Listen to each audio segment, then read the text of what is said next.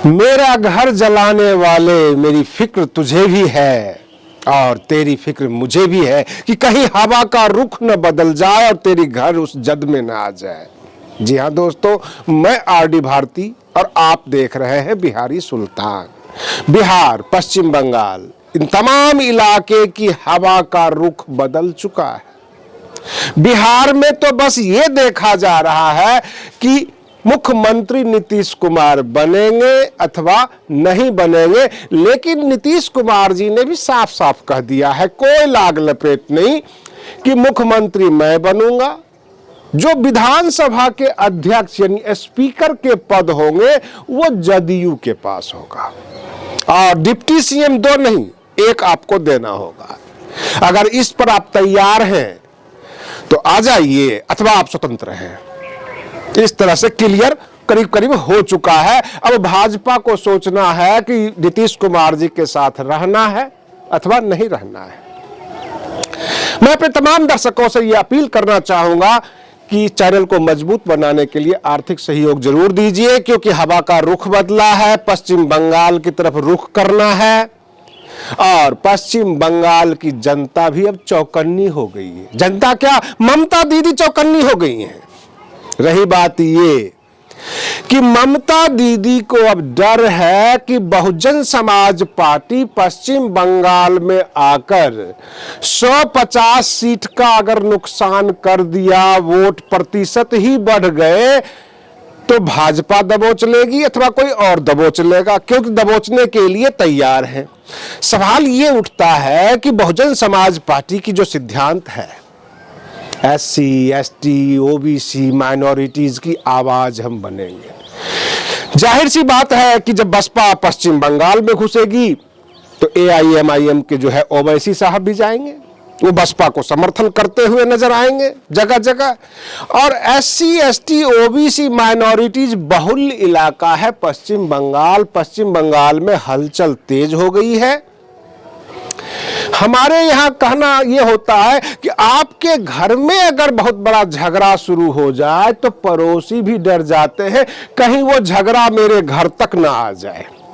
प्रश्न ये उठता है कि तेजस्वी यादव, राहुल गांधी जी जो बड़े बड़े महागठबंधन के अलायंस पार्टनर बनते थे, अभी तक प्रेस कॉन्फ्रेंस नहीं दिया, जवाब नहीं दिया कि कारण क्या था हार का।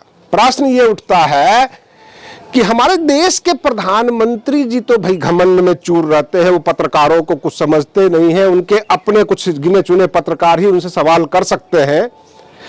लेकिन राहुल गांधी जी, तेजस्वी यादव जी से क्या कहूं, आप तो ऐसे नहीं थे, ऐसे क्यों हो रहे हैं? हार गए, हार की समीक्षा लेकर जनता के बीच आना चाहिए, प्रेस और पत्रकार के जरिए लोगों को कुछ बोलना चाहिए। बिल्कुल ही गायब है। ये प्रशांत बाबा भी नजर नहीं आ रहे हैं जो बिहार बदलने चले थे, जीरो पे आउट हो गए। मुकेश साहनी जो सन ऑफ मल्लाह हुआ करते थे वह भी नजर नहीं आ रहे हैं। प्रश्न ये उठता है कि जैसा NDA का स्वभाव वैसा ही महागठबंधन का। चलो हम खोज लेते हैं इस समर में रतनलाल यानी प्रोफेसर रतनलाल कहां है, प्रोफेसर रविकांत कहां है, प्रोफेसर लक्ष्मण यादव जी का पाठशाला कमजोर था या उनकी शिक्षा कमजोर थी? जनता ने तो पलट दिया। जनता जो है विश्वास करती है बसपा के वोट प्रतिशत पे। ममता दीदी अगर डरती है तो बहुजन समाज पार्टी के वोट प्रतिशत से दबा के जो वोट किया गया है, आपके मनुवाद ब्राह्मणवाद के खिलाफ बोलने से कोई नहीं डरता। रही बात ये, लोगों में डर है और ये डर होनी भी चाहिए।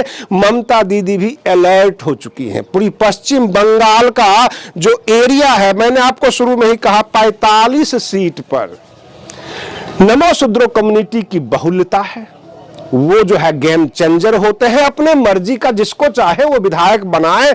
अगर बहन मायावती जी, बसपा के जितने भी नेता हैं, नमो शुद्रो समुदाय के बीच जाए और बोले कि आपकी समस्या हमारी समस्या है, हम आपके साथ खड़े हैं, तो 45 सीट तो बगैर मांगे बसपा की झोली में चली जाएगी पश्चिम बंगाल की। जो 24 परगना, बर्धमान का इलाका है, जो आसनसोल, इन तमाम एरिया में काफी जो है बड़ी संख्या में नमो शूद्रो कम्युनिटी के लोग हैं। वो प्रभावित भी करते हैं चुनाव को भी और वहां के वातावरण को भी। कहने का मतलब ये कि नमो शूद्रो बाहुल्य क्षेत्र है। बहुजन समाज पार्टी के पूर्व राष्ट्रीय उपाध्यक्ष, फिलहाल पश्चिम बंगाल के प्रभारी जो है जयप्रकाश सिंह जी पहुंच चुके हैं पश्चिम बंगाल और वहां पे स्टेट प्रेसिडेंट के साथ काम करना शुरू कर दिया है। बहुजन समाज पार्टी भी अपनी समीक्षा करने लग गई है कि हम 50 सीट जीत सकते थे। हो सकता है कि हमारा यूट्यूब चैनल है बिहारी सुल्तान, और बिहारी सुल्तान चैनल का व्यूज बढ़ाने के लिए, लोगों को आकर्षित करने के लिए हमने 50 सीट का आकलन दिया था। यह आपकी मानसिकता हो सकती है, लेकिन बसपा भी अब धीरे धीरे मुहर लगा रही, बाकी गोदी मीडिया भी मुहर लगा रही है। तो हो सकता है कि मैं कहीं न कहीं सही हूं। आम जनता जो मुझे रिपोर्ट कर रही है वह सही है। मैं आज से ही, और 3-4 महीने हैं, मतलब अप्रैल 2026 में पश्चिम बंगाल का चुनाव है और मैं बहन मायावती जी से ये कह रहा हूं कि नमो शूद्रो, जेल, राजवंशी, मल्लाह, जो पश्चिम बंगाल की तमाम जातियां हैं जो अति पीड़ित अवस्था में हैं, उनकी आवाज बसपा बने। बसपा को ये लगे, बसपा को ये विश्वास हो कि 45 सीट तो मेरे पास कहीं नहीं गए पश्चिम बंगाल के। 45 सीट हम जीत लेंगे अगर हम इनकी आवाज बन जाएंगे, यहां के जनता की आवाज बन जाएंगे। देखना यह होगा, दिलचस्प यह होगा कि पश्चिम बंगाल की लड़ाई में जो नूरा कुश्ती चलती है कि भाजपा टीएमसी, ममता दीदी उधर से होंगे, खेला करेंगे, और इधर से जो है प्रदेश के प्रधानमंत्री जी अमित शाह जी कहते रहेंगे ओ दीदी करते रहेंगे। कहीं दोनों नूरा कुश्ती के बीच में बहन जी ने कोई खेला कर दे, क्योंकि 2 महिलाएं, और दोनों महिलाएं जो है दबंग राजनीति की। मैं ये नहीं कह सकता कि बहन मायावती जी अगर दबंग हैं, आयरन लेडी हैं, तो ममता दीदी कोई कमजोर है, ऐसा भी मैं नहीं कह सकता। लेकिन बहन मायावती जी को अब समाज ने ये मुहर लगा दिया है कि असली अंबेडकरवादी नेता ये है। ये फालतू की बातें नहीं करती, फालतू की घोषणाएं नहीं करती। बिहार की जनता भी ये कह रही है कि बहन मायावती जी को इसलिए वोट प्रतिशत ज्यादा मिला क्योंकि उनकी कोई फालतू की घोषणा नहीं थी। और सबसे बड़ी बात यह है कि जब तेजस्वी यादव अथवा महागठबंधन के लोग ये कहते नजर आए कि 2-2.5 करोड़ 3 करोड़ परिवार को, प्रत्येक परिवार को हम नौकरी देंगे, तो आश्चर्य भी लगता था और झूठ भी लगता था। इधर एनडीए का जो घोषणा था उसमें से 70-80% तो चल ही रहा था, जैसे कि बिजली फ्री, पेंशन हो गया, उसके बाद जो है 5 किलो चावल गेहूं तो मिल ही रहा है, तो बहुत सारी चीजें, और 10-10 हजार रुपये जीविका दीदी को मिल गया है। तो एनडीए के ऊपर विश्वास था जनता का कि कुछ न कुछ तो दे रहे हैं, और बसपा के ऊपर इसलिए विश्वास था कि वो कहते थे कि हम संवैधानिक शासन लाएंगे, संविधान प्रदत्त जो भी चीजें हैं वो हम जनता को देंगे, जनता को दुख नहीं होगा। जनता मान रही थी कि बात तो सही कह रहे हैं, जो संविधान में दिया हुआ है, क्योंकि शासन और सत्ता तो संविधान से चलती है।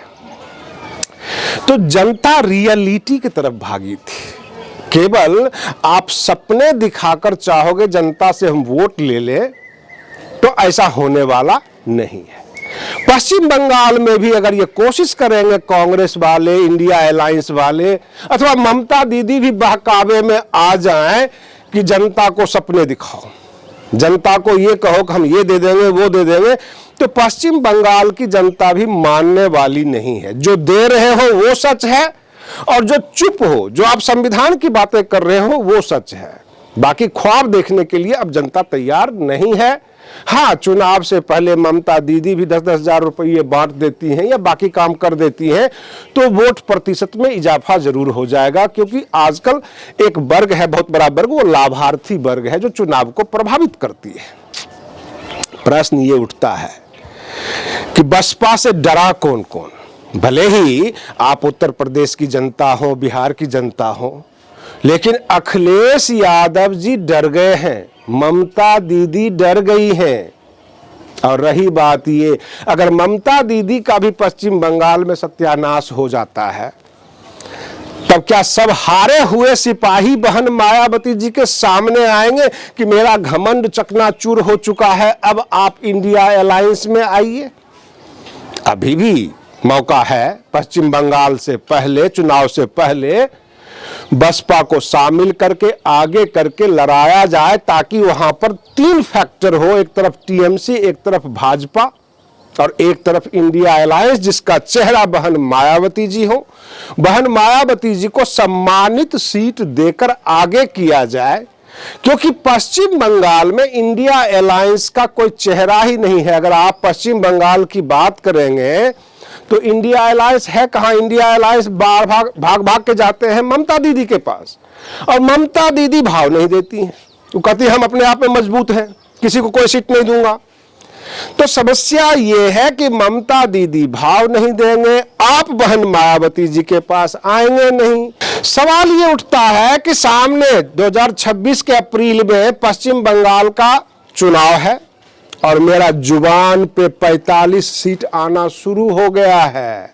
अभी से ही आप हमें फेक न्यूज कहना भी शुरू कर दें और चुनाव के रिजल्ट के बाद छाती पीटने के लिए भी तैयार रहिएगा, क्योंकि चुनाव से पहले बिहार में भी मैं कहता था कि बसपा को 50 सीट के अनुमान है, 40 सीट 50 सीट का अनुमान है, 40-50 पे लीडिंग रोल में है ना। ये तो महागठबंधन वाले भी मान रहे हैं कि इतने सीट को प्रभावित कर दिया बसपा ने। मैं पश्चिम बंगाल के चुनाव से पूर्व कह रहा हूं 45 सीट पर जो है बसपा फैक्टर बन जाएगी।